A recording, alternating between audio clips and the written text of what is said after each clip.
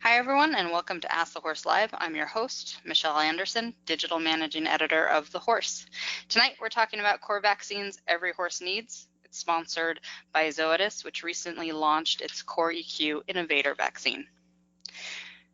The American Association of Equine Practitioners recommends vaccinating every horse against 5 diseases: West Nile virus, Triple E, WEE, tetanus, and rabies. These diseases are serious and deadly, but relatively easy to prevent.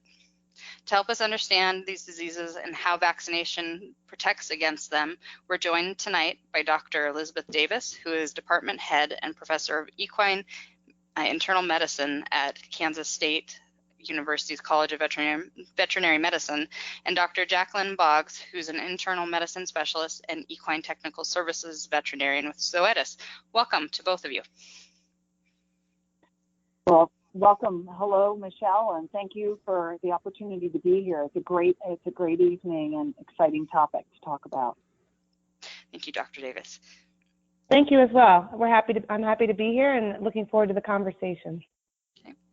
Dr. Davis, we're going to start with you. Can you tell us about your interest in equine disease prevention, which is a big question? Well, sure. I'd be happy to. My research interest is in the field of equine immunology, and so it really dovetails very well into infectious disease protection. So I think the immune system is the center of all well-being, and being able to prevent disease is an exciting part of that. Okay. And Dr. Boggs, can you tell us about your experience with equine vaccination? Sure. So I'm a boarded internal medicine specialist, and so my passion is infectious disease, and I practiced for 10 years and then joined an animal health pharmaceutical company where one of my responsibilities is supporting the vaccine line. So vaccine R&D, research and development, as well as bringing new products and solutions to market. Okay. So for everyone who's listening, I want to do a quick review of the Ask the Horse Live format. We're going to be starting with the questions that everyone submitted during registration. If you have questions that you'd like to ask live, or you'd like clarification on a response from one of the doctors, you can go ahead and enter that in the chat window in front of you if you're listening to us via your computer. We're going to do our best to get to as many of your questions as possible. So with that, let's go ahead and get started. Dr. Davis, before we dive into everyone's questions, I want to start out by asking you, what do we mean when we talk about a core vaccine, and how are these core diseases or the core vaccination guidelines created? Yeah, it's a great place to start. So the core vaccines have been designated by the classification of having core vaccines is designated by the American Veterinary Medical Association. And so the AAEP, or American Association of Equine Practitioners, has adopted that practice. So they support that practice.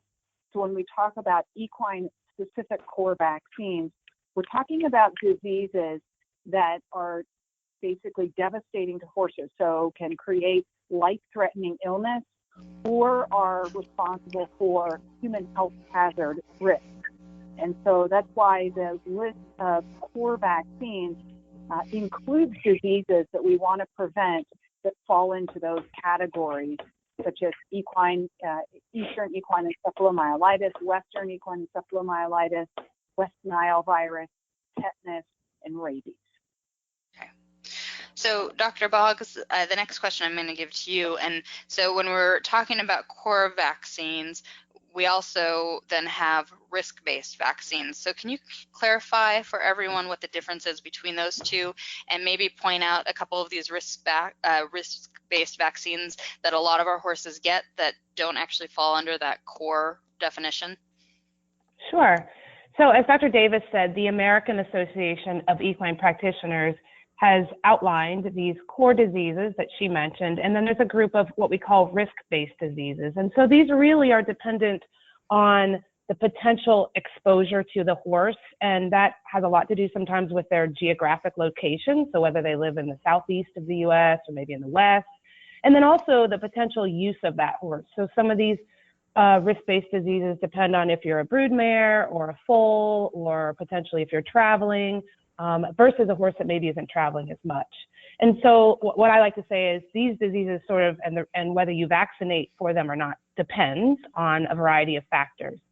And so things that fall into this category, diseases that fall into this risk-based category, include equine influenza, equine herpes virus, strangles, rotavirus, leptovirus.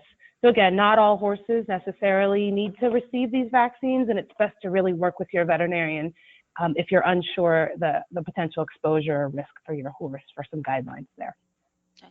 And Dr. Boggs, I've been doing some editing work around the biosecurity topic, and I don't know why it had never really occurred to me, but these vaccines or these diseases that are core vaccines aren't necessarily diseases that the horses are passing to each other. So it's not that nose-to-nose contact at a horse show. It's really things that you can't control, like mosquitoes that you can't stop from biting your horse. Is that am I correct in that understanding?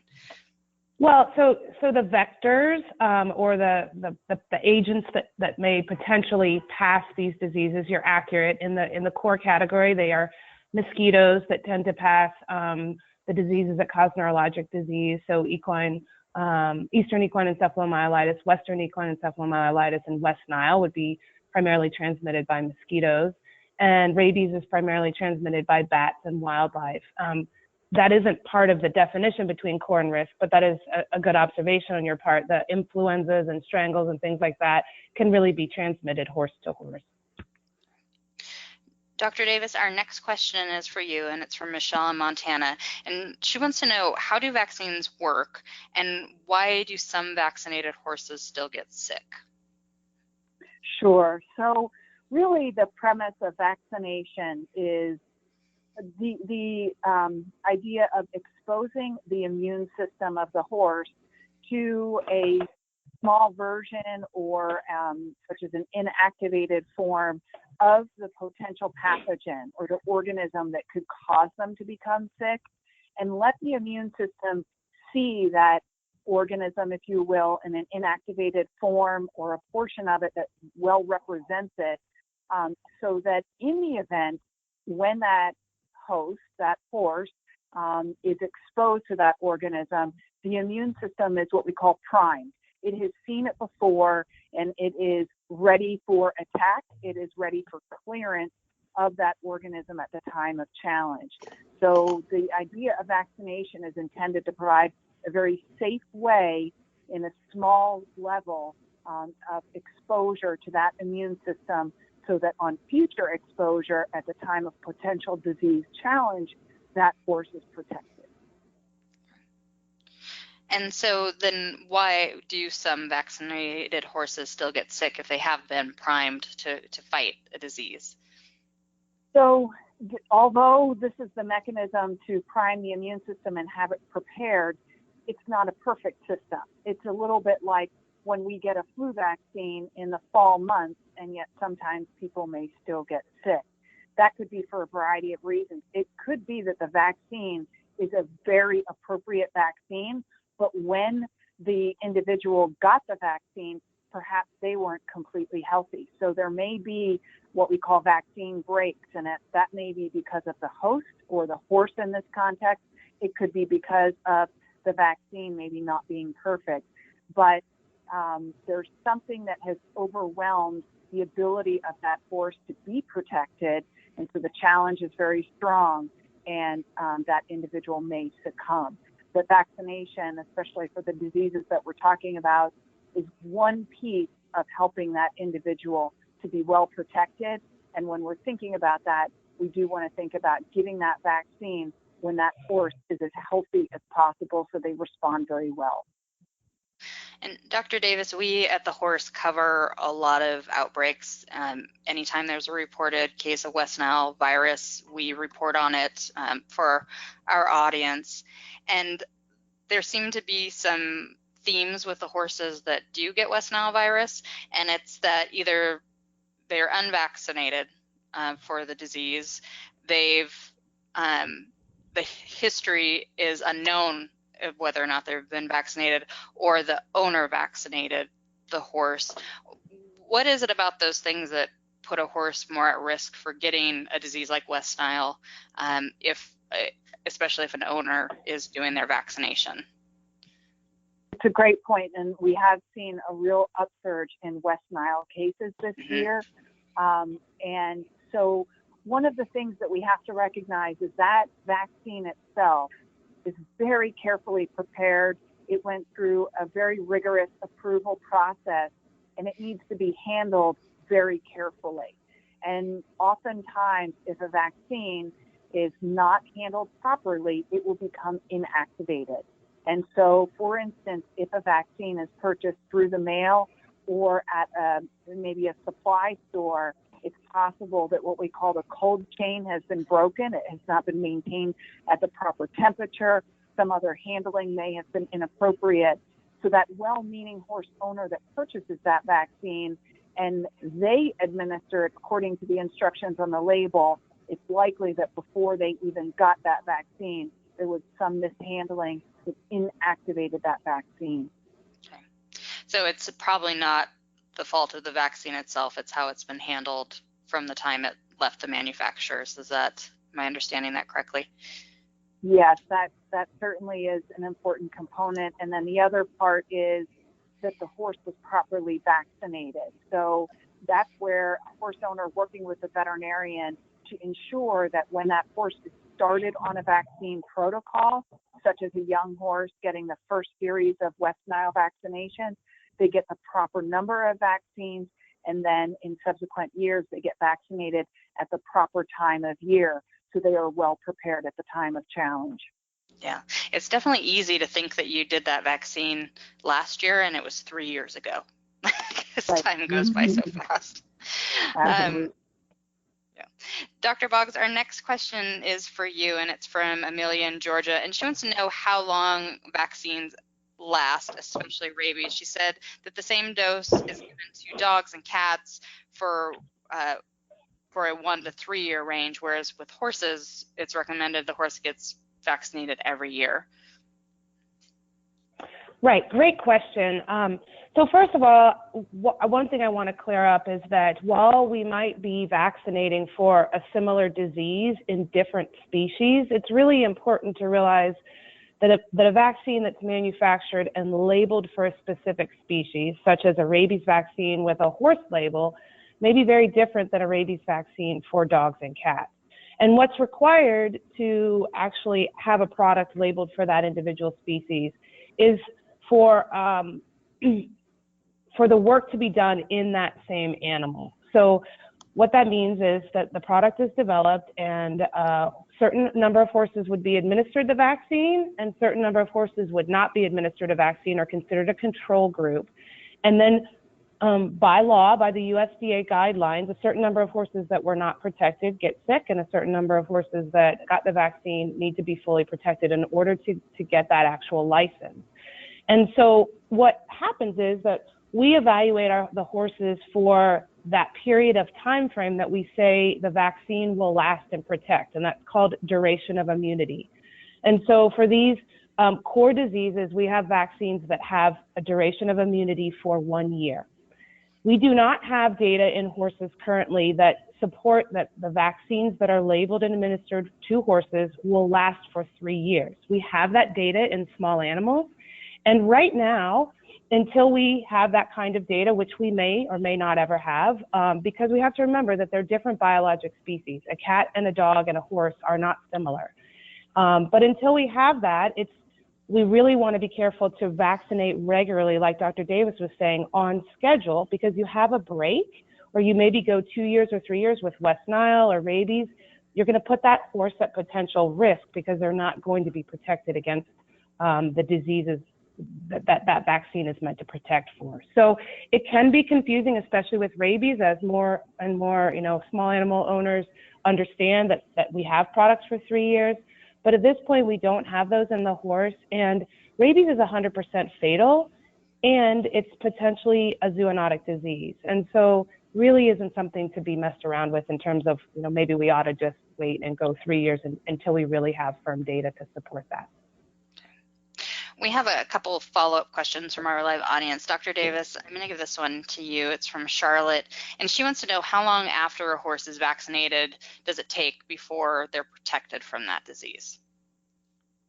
That is a really good question. So if we're talking about the primary series, so a young horse that's just getting started on the vaccine, when we give one vaccine, within about 2 weeks, we're going to see an initial increase in the immune responsiveness against the organism.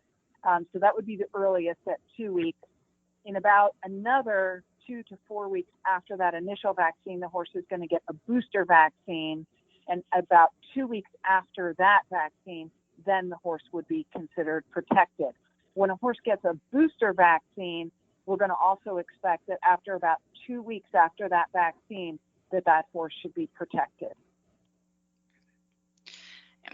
Our other follow-up question is for you, Dr. Boggs.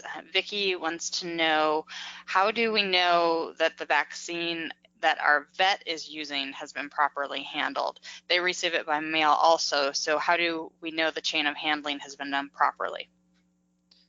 Well, great question. And again, to dovetail on what Dr. Davis was saying, the less potential movement of product we have, because it does come from a manufacturer and it gets mailed to a veterinarian or to a horse owner or to a store, the least amount of those kinds of movements that we can have decrease the amount of risk, right, that there might be a break. Secondly, is that veterinarians are well educated in knowing how to properly handle and administer vaccines, and they know that the proper temperature to store them in, they're probably have thermometers in their refrigerator, and they know exactly where that perfect kind of storage temperature is in their refrigerator. And so again, there can always be a break, but veterinarians are educated on how to properly handle and also to properly administer. And another thing that Dr. Davis was saying is ensuring that horse is healthy at the time of vaccination. And so an advantage of having your veterinarian handle that product as well as administering it is being able to do a physical exam on the horse at the time, taking a temperature, making sure that's a healthy horse that we're putting that vaccine in. So that immune system has the best opportunity to respond to vaccination. So again, nothing is a perfect world, and there can be breaks at any time, but certainly veterinarians know, and that's their specialty, right? That being able to handle products and receive them and put them in the horse at the healthiest and most ideal time. Dr. Davis, our next question is for you. It's from Justine in Oregon, and so we're going back to the rabies topic. She wants to know, why is the rabies vaccine needed if there aren't rabies outbreaks in your area? Yeah, well, it is understandable that this would be a question. And rabies is maintained in the environment. It's maintained by different, what we call reservoir hosts. And it is true that in Oregon, it is maintained in the bat population predominantly. But there are other animals that certainly can get exposed because of that bat population. And so for that reason, even in Oregon, the recommendations are to maintain, say, small animals, so dogs and cats and even ferrets. They need to be vaccinated for rabies because of the potential for exposure. And again, we can have other wildlife that get bitten or scratched by those bats, and then they can develop disease and spread that disease. So similarly, even though it is not common in Oregon, it is still present in Oregon. And because horses live outdoors all the time, there is always the risk for exposure, even to a bat. And because of the close association of people with horses, we want to maintain those horses being properly vaccinated so we don't have horses get sick and we don't have the potential for human exposure to a sick animal. Dr. Boggs, our next question is for you. It's from Kaylin in Montana, and she wants to know who can administer a rabies vaccine. Great question, and this sort of a little bit dovetails on the conversation we've been having around veterinary-administered vaccinations. In this case, rabies is, for the majority of states in the United States, is required by law to be administered on or under the supervision of a veterinarian. So while the other 4 core diseases, it might be ideal to have your veterinarian administer them. We know that a horse owner certainly can, but in this case, the government does require that rabies be handled very carefully and be administered by a veterinarian. And so that does put it in a little bit of a unique situation as compared to some of our other equine vaccines. Dr. Davis, our next question is from Tammy in Wisconsin, and Tammy wants to know how you feel about checking blood titers prior to doing a rabies vaccine. Sure, and it's understandable that people would ask the question, do horses have to have a rabies vaccine every year? And I would go back to Dr. Boggs' comments, which are extremely helpful in terms of the regulatory process for development and approval of vaccines. So we have to follow the recommendations for the approved product that is available and licensed. In addition to that, I would say further support comes from the AAEP recommendations for core vaccines for horses, which does strongly recommend that rabies vaccine be administered annually. When it comes to titer testing, this is a question that often comes up in this context, and I know this is a little bit confusing, but when we look at something like an antibody level in circulation, which is what we are actually measuring when we do a titer check on an animal or even on a person, we can measure how much of that specific protein is present. That amount of protein may indicate that there's a good likelihood for protection, but it doesn't automatically mean that there is protection. So it's a bit of a suggestion of whether or not that individual is protected. And so if we measure these animals and we say that they have a certain titer and they suggest that they are protected, but it's not absolutely certain that they are protected.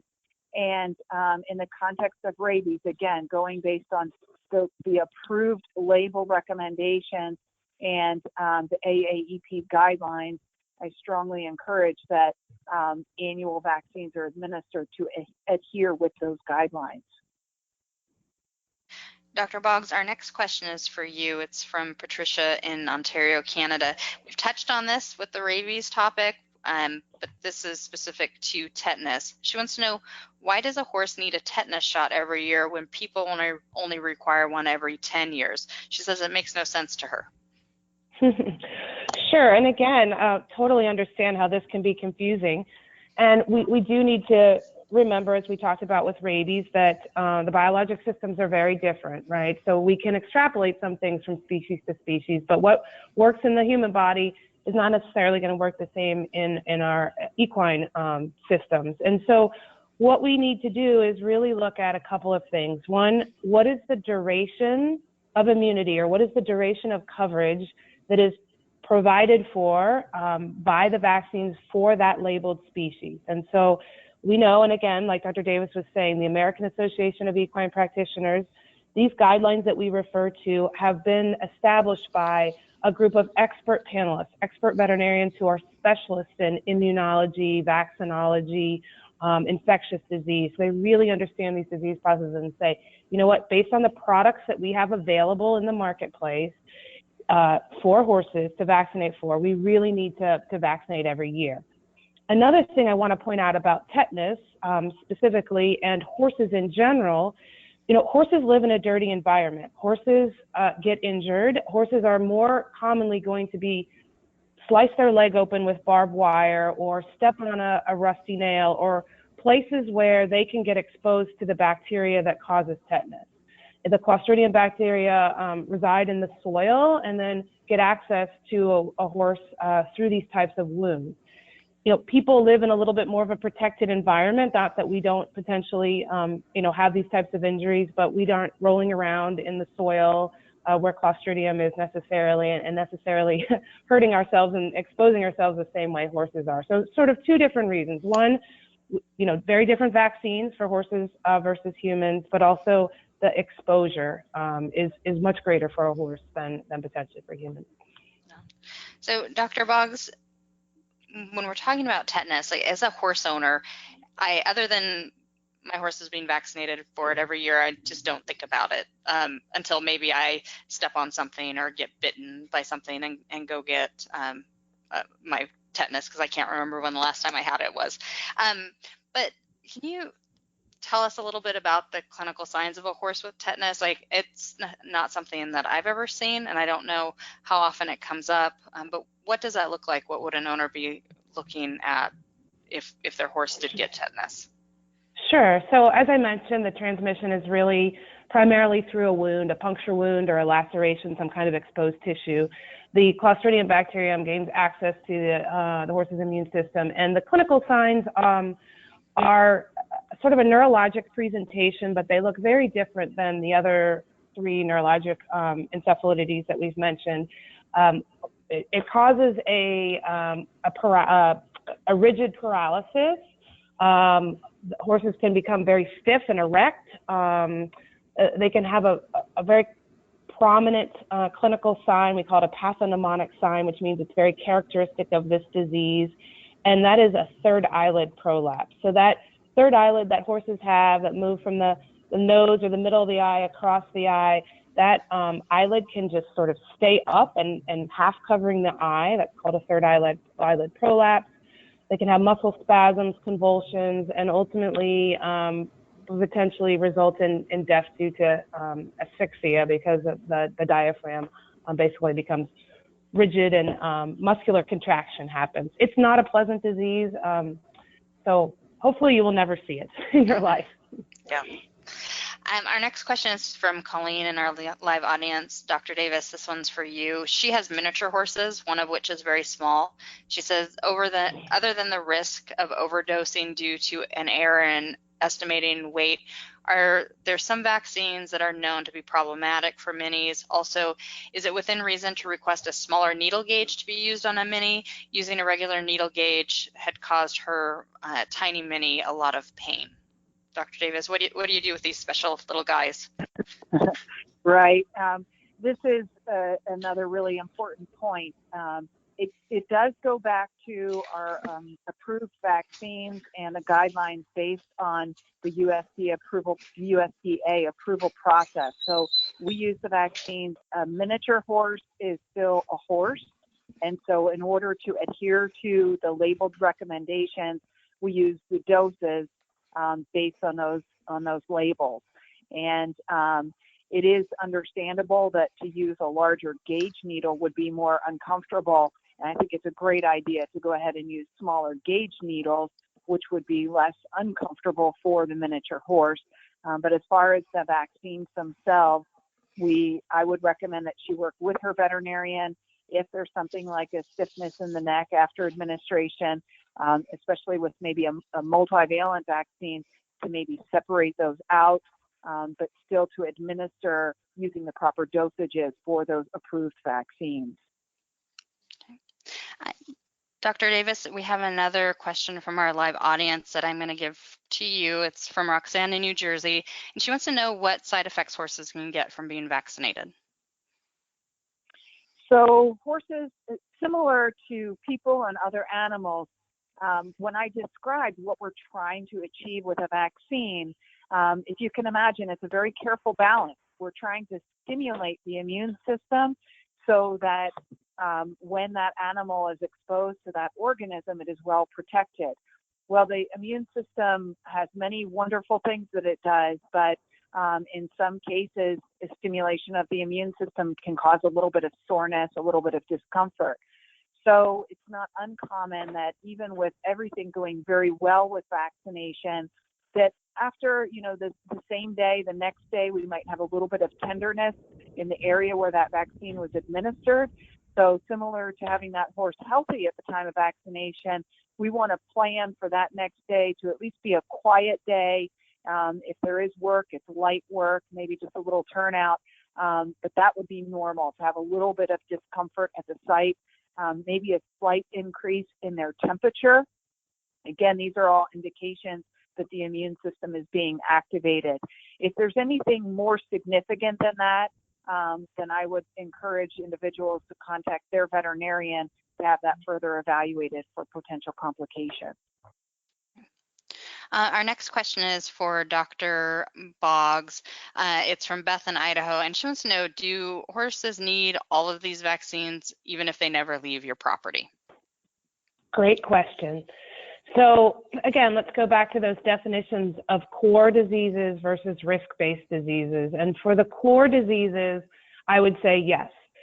Based on the AEP guidelines, these are diseases that are really things that horses can get exposed to those vectors, whether they leave the property or not. Mosquitoes can, bats, wildlife are going to potentially move on and off the property. And so that's sort of the definition of core, what every horse should get vaccinated for every year. So again, those 5 diseases, the Eastern equine encephalitis, Western equine encephalitis, rabies, tetanus, and West Nile.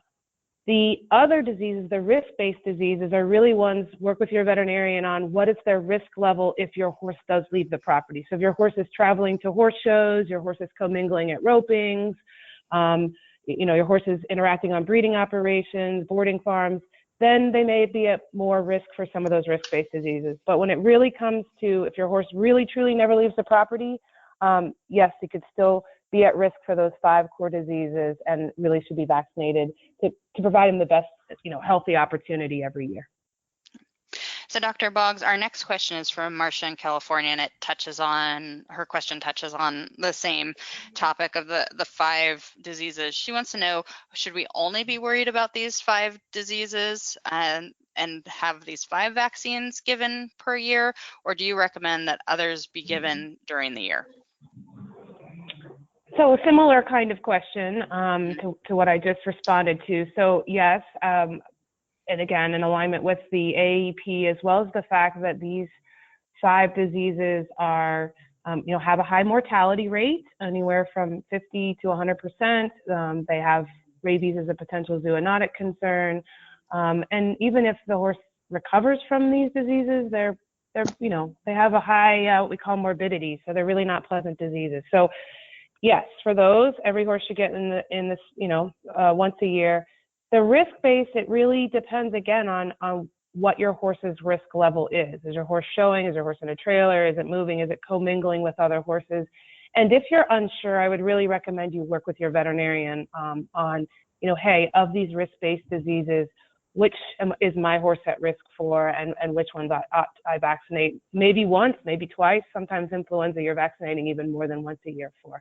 So again, I'd really encourage people to work with their veterinarian. They know these diseases inside and out, and they know the vaccines, and should be most helpful for helping you out if you're unsure. Dr. Davis, our next question is for you. It's from Pamela in British Columbia, Canada. She wants to know, is EEE and WEE vaccination for all horses or necessary for all horses, or is the disease area specific? For example, EEE is in the east part of North America, and WEE would be on the west. So why do we need to vaccinate all of our horses for these 2 diseases? Right, and it would be nice if we had. So the question is makes very good sense, and it certainly is understandable that these designations of these diseases are very specific, and it would be wonderful if the diseases and the vectors followed those same sort of guidelines, if you will, as far as nomenclature, but it's unfortunately not that clear. And so we don't only have Eastern on the East Coast, say east of the Mississippi. We can see it in other areas. It's not as common, but it can occur. And so again, going back to Dr. Boggs' comments on the impact of these diseases being, in some cases, nearly 100% fatal. A disease like EEE, that horse, even if it would recover, it's never going to be normal again. We don't want to deal with that. We don't want our horse to have to endure that. So in order to provide protection, we do want everybody to be vaccinated for both of those pathogens. And there is even another one including the Venezuelan, that for horses that are in southern Texas, for instance, that it even might be recommended that they have an additional one to protect against a different form of encephalomyelitis. So really important to be proactive and try to keep them well protected. So we often talk about those three diseases together, Dr. Davis. Are the clinical signs and chances for recovery the same for all of them? There are some slight differences, but by and large, these are very, very devastating diseases. They do have high morbidity, meaning a lot of horses could get sick, especially if they are naive, and high mortality rates. Eastern and Venezuelan would actually be the highest in terms of mortality rates, but nonetheless, we need to really protect against all three of them. Dr. Boggs, our next question is for you. It's from Margaret in California, and she wants to know, should the West Nile virus vaccine be given in the spring and fall if there's been significant cases in her area?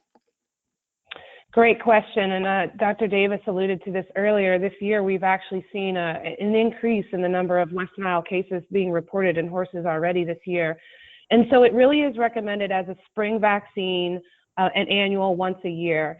However, the AAEP does provide some guidelines around horses that are living in endemic areas. You may consider vaccinating twice a year for not only West Nile, but the other encephalomyelitis. So particularly in the southeast part of the U.S. where they don't have freezing, obviously the mosquito population is potentially available year-round.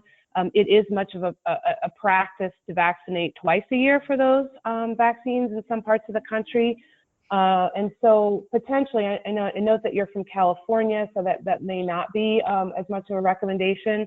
However, it may be a consideration to booster your horse in the fall if there's a higher population of West Nile cases or an opportunity for your horse to be exposed for a longer period of time to that mosquito population.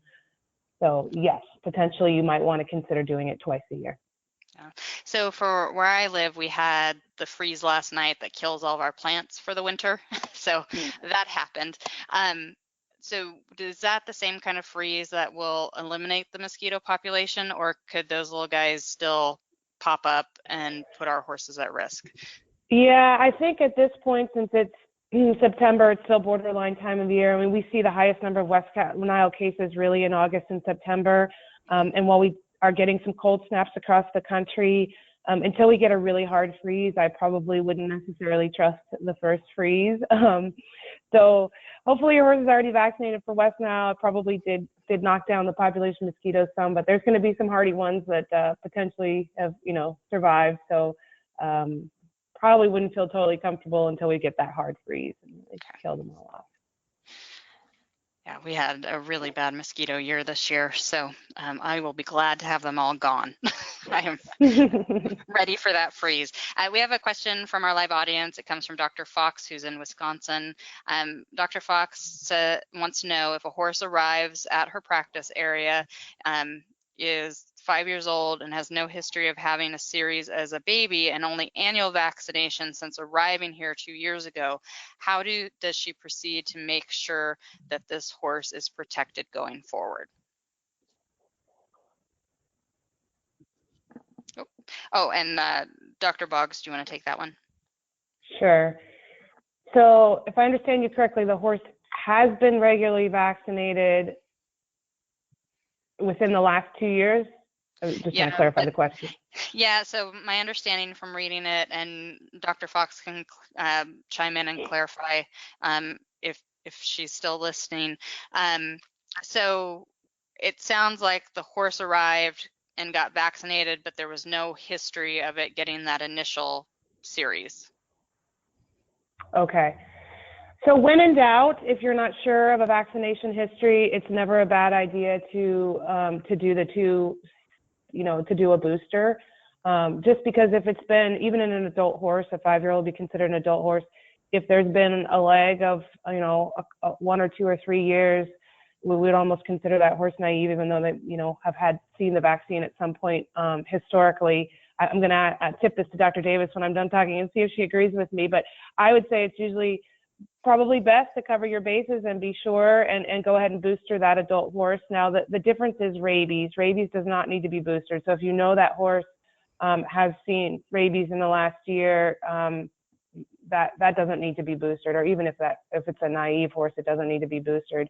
But the other 4 diseases, it's probably not a bad recommendation if you could go ahead and booster it. Would you agree with that, Dr. Davis, or would you think something different? Yeah, no, I would completely agree. I think it's always good to be on the safe side, and we want to ensure that we get that really strong secondary immune response, and that's the best way to achieve that. So, Dr. Davis, what recommendation would you have for someone who is maybe buying an older horse from an auction where there's no history on the animal? Do you start from scratch? I would start from scratch, exactly. Again, to be on the safe side, and if somebody kind of knew that they were selling a horse, especially in that sort of a situation, they might have backed off on some of the expense they're putting into that horse.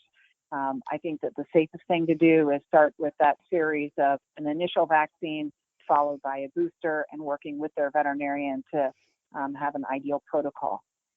Okay. Dr. Davis, we have a question from Carrie in our live audience. She would like to know if vaccines should be given one at a time or spread out.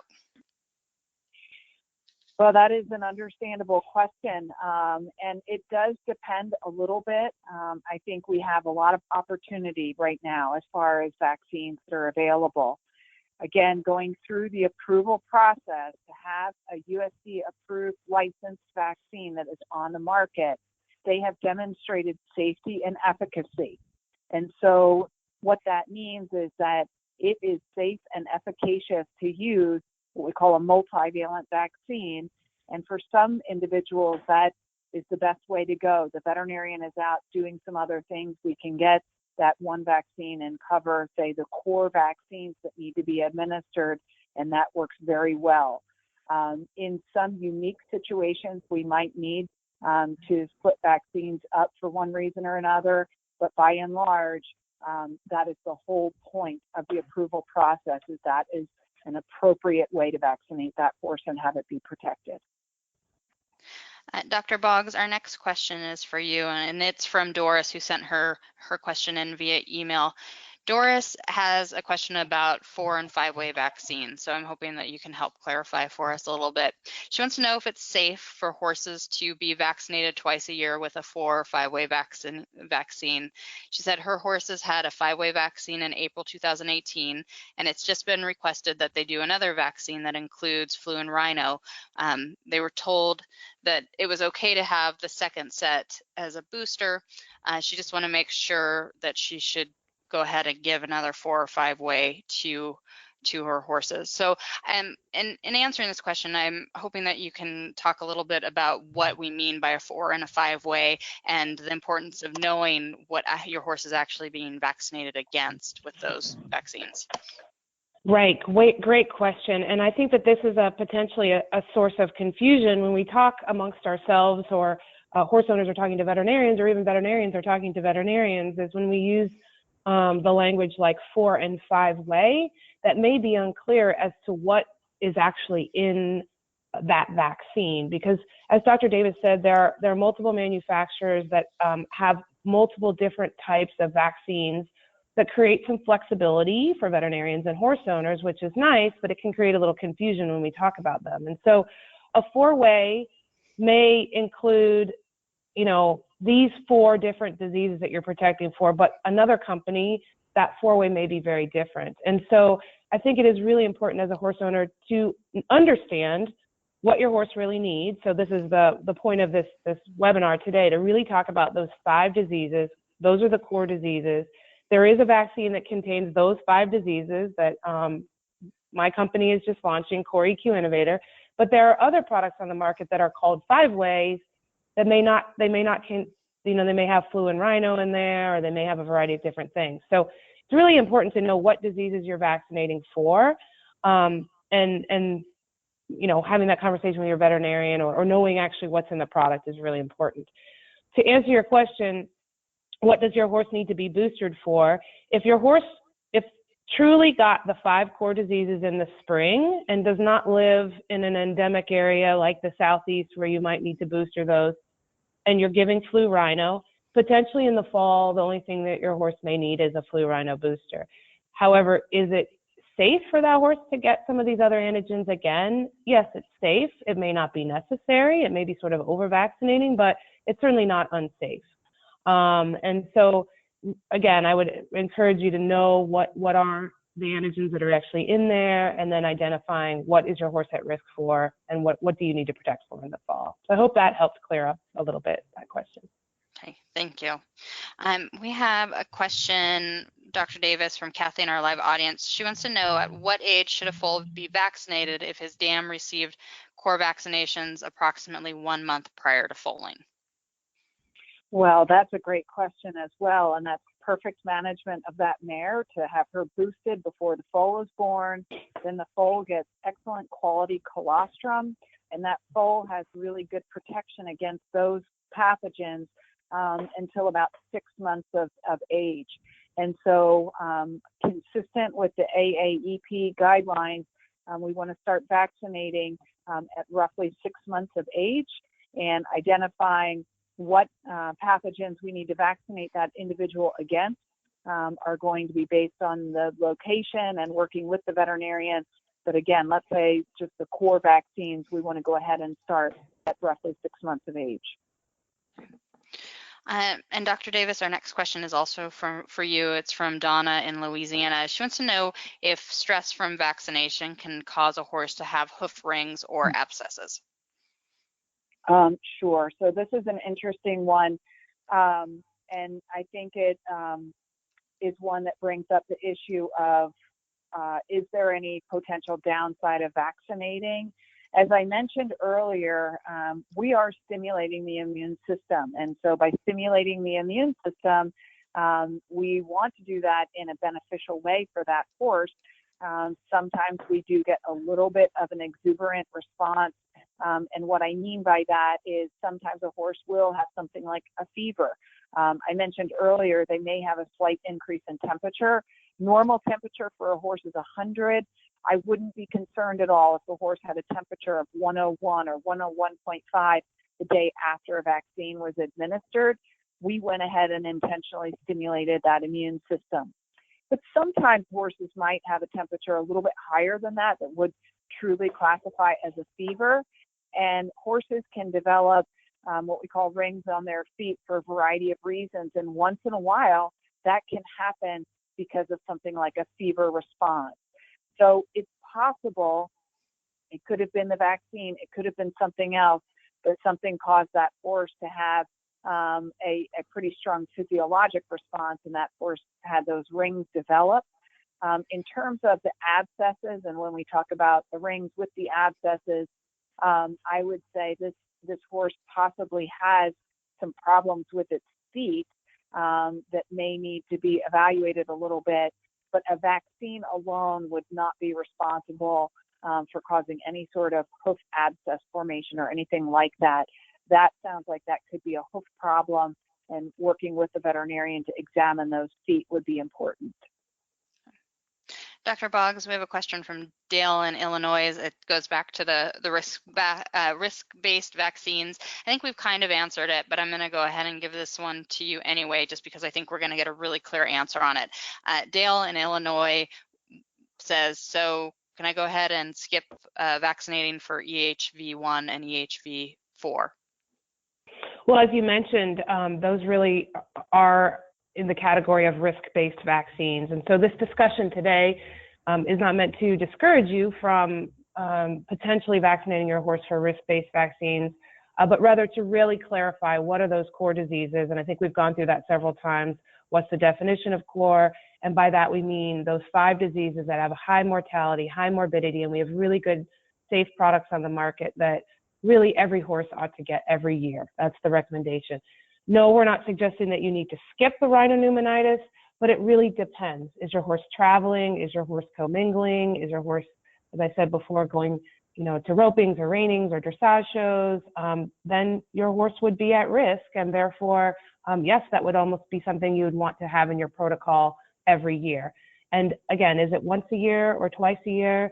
Or maybe more? That's something I'd encourage you to work with your veterinarian on to understand what is the risk that your particular horse has. But if your horse is moving and traveling and commingling, then it probably really does need an influenza as well as a rhinopneumonitis vaccine. Dr. Davis, the next question is for you. It's from Lisa in Ohio. She says that over-vaccination of animals continues to be a hot topic, especially for animal owners. What is the AAP's discussion around vaccine frequency and titer testing? Right. I know this is an important topic that is discussed on multiple levels and multiple ways. The primary aim of vaccination, obviously, is to help protect against disease. The last thing that we want to do is overdo a good thing or cause problems with vaccination. I think the AAEP has effectively looked into that issue with the panel of experts that help to make the recommendations and the final decisions on what vaccines are included in the core panel as well as in risk-based, and the protocols, meaning the frequency of administration. So when we look at the potential of looking at titer testing, for instance, to help make those vaccine decisions, I think we have to be very cautious. Again, going back to my comments about titers earlier, just because an animal has a titer doesn't automatically mean that that animal is protected. And although we have the most information about titer testing for a disease like rabies, even having that doesn't mean that if that horse has an adequate titer, or that individual has an adequate titer, it's automatically protected. Similarly, but even to a much larger degree, for other vaccines, we do not have assays, tests that are readily available to measure titers in horses, and specifically to measure titers that say at a certain level, if we exceed a certain level, this animal is definitely going to be protected from the disease. Therefore, the animal doesn't need to be vaccinated. We do not have that information for our equine patients, for our equine animals, but that information is available for some species, but not for horses. And so my recommendation still remains the same, that we need to follow those recommendations from the AAEP guidelines. Dr. Davis, our next question is from Debbie in Idaho, and she wants to know if her horse is better off receiving the West Nile vaccine as part of a combination vaccine or single. And another really good point, I think that it depends a little bit on the situation, but we do now have a vaccine combination in the equine core multivalent vaccine that contains West Nile, and very appropriately so that one vaccine can protect against everything. If we were in a situation where a horse had not been previously vaccinated and we needed to give them the initial vaccine and then a booster, that might be a reason to split that one out, at least to get the animal started. If we had a very high risk situation, such as hot weather, lots of mosquitoes, conditions that many of us encountered a month ago, and maybe an older horse that maybe didn't have an optimal immune system, and we really wanted to boost that horse for that specific disease, we might consider it. So in unique situations, we might at least consider it, but we do have a very nice option as far as providing core vaccines in one vaccine right now. Dr. Boggs, this next question is for you. It's from Gail in Florida, and she wants to know, for compromised immune system horses, like ones that might have PPID or Cushing's, is the protocol different than when you're vaccinating a otherwise healthy horse? Great question, and there's a lot of research that's happening right now for us to really understand older horses. Horses are living longer, cushingoid horses or horses with PPID.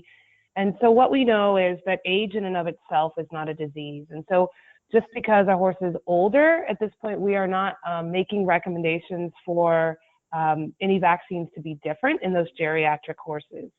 Now, your question is around Cushing's or PPID, and those horses, yes, they do have a compromised immune system. And so first and foremost is making sure that that disease is well managed. So working with your veterinarian on what are the current protocols and recommendations for treatment, helping that horse have as strong of an immune system as possible. But that horse should still be able to, if the PPID is well managed, be able to mount a response to vaccination. So this is a hot area of research, and I think we're going to learn more as we study this more.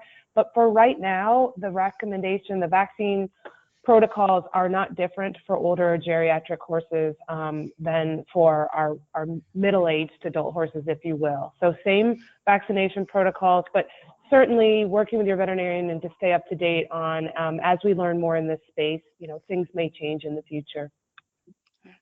So, Dr. Boggs, I know in my job, I hear a lot of different questions from horse owners about vaccinating more fragile older horses. And the arguments tend to be around, well, my horse has been vaccinated his whole life, and so he's probably immune and fine. Or there's the he's has Cushing's and he's sick and maybe it's going to cause him more problems because he's old if I vaccinate him. But then I look at for humans, like when it comes to the influenza vaccine, it's actually the seniors who are a fragile population who need more protection because they're more likely to get really sick or even die from something like influenza. So when we're looking at our horses, should we consider this an analogy between humans and horses, that we actually would want to protect them more because they're old? That's something that comes up and I'm always like, I'm not sure about this. Right. Well, and as I mentioned, it's really an area where there's active ongoing research in this space because our horses are living longer, and there's things that we don't completely understand about how their immune system functions. But there has been some research that's been done, and what we know now is that older horses are capable of mounting an appropriate immune response to vaccination. And again, looking at titers in serology, as Dr. Davis has mentioned, we don't necessarily assume that they're fully protected, but looking at their serologic response, they're responding similarly as maybe middle-aged horses, so 10 to 15-year-old horses versus 20 and up. They're able to respond similarly. The true test is really a challenge where you challenge those animals with the actual disease, and I don't believe that work has been done yet. So I think, we will learn more in the future, but what we've seen so far in the research and the data is that, older horses that are not unhealthy, they're just older, are able to mount an appropriate immune response. And probably, if anything, we're going to lean towards, as you said, maybe vaccinating them more frequently, but I certainly wouldn't back off and say, well, they've gotten vaccines their whole life, and therefore they should be well protected because, those vaccines, especially the core vaccines, have a 1-year duration of immunity in horses, and we certainly wouldn't assume just because they've gotten them for 10 years, now all of a sudden that immunity lasts longer.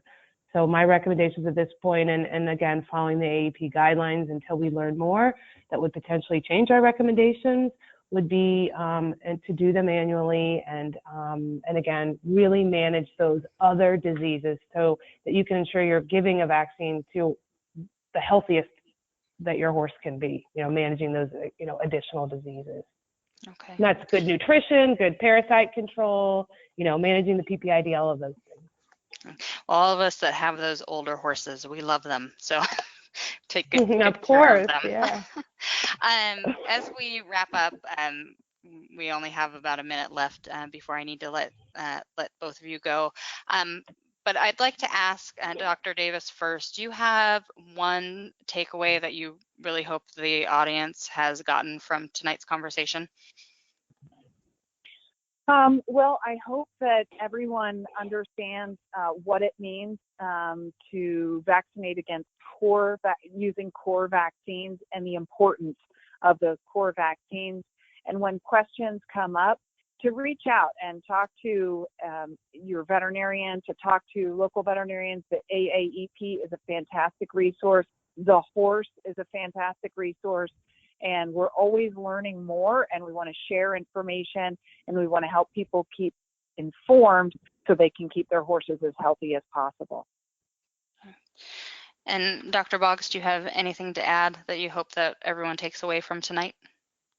Well, Dr. Davis said it very eloquently. I guess I would just hope that you've learned a little bit more about these diseases and the high morbidity and mortality, and that, yes, we always want to do right by the horse, and as we learn more things, we'll update the guidelines, but these are really guidelines to help us, ensure that we allow our horses to live long, healthy, happy lives. And certainly the vaccinating is much more economical and a much better health practice than the other side, and dealing with a horse that actually comes down with one of these diseases. Dr. Davis and I have managed, I'm sure, many of these cases between us, and they're not pleasant diseases, and so certainly hope that this will encourage you to vaccinate for those core diseases. Okay. Well, for everyone who's listening live, our web producer Jennifer has posted a link into the chat for everyone, a special feature that we put together, core vaccines protecting your horses from 5 deadly diseases. You can click on that and take a peek. There's lots of really good information. It was a really an interesting piece to edit and put together for me. Jennifer's also posted a resource link. We did an editor's pick, top 10 resources for vaccination information. So go ahead and take a look at that as well. Unfortunately, that is all the time that we have for tonight. I want to thank both Dr. Davis and Dr. Boggs for joining us. Oh, it was our pleasure to be a part of the evening. Yes, thanks for having us. Also, I want to thank our sponsor, Zoetis, and everyone who submitted questions and listened live to this event. Please join us next month for Ask the Horse Live. We're going to be talking about navicular syndrome. Until then, from all of us at The Horse, have a great night.